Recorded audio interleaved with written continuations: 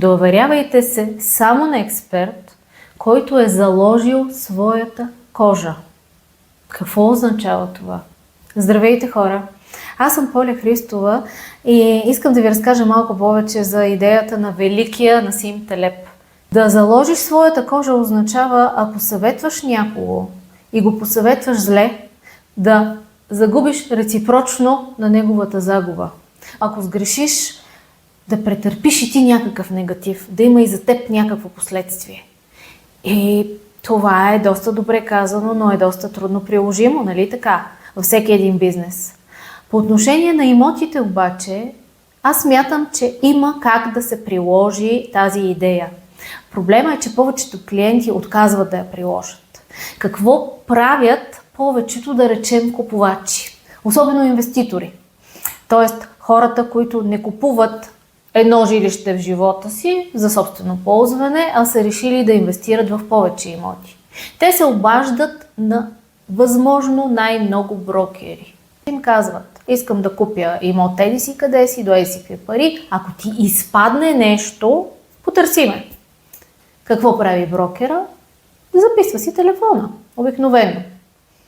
И от време на време се обажда на инвеститора, но общо взето няма я тая връзка между клиент и брокер, която да е достатъчно близка и достатъчно съществена.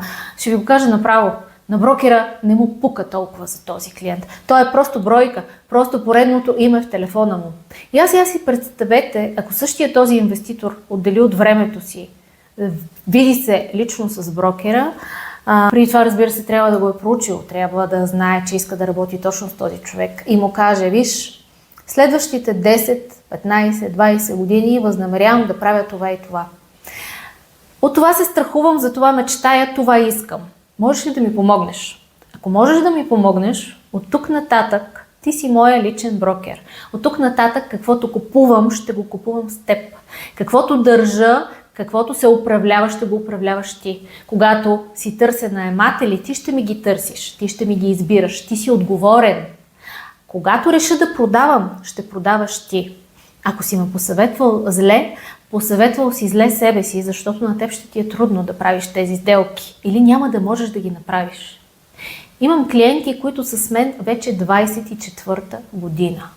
Мислите ли, че бихме имали такава връзка, ако те бяха се обадили на още 20 брокера да ги запишат в телефоните си? Едва ли.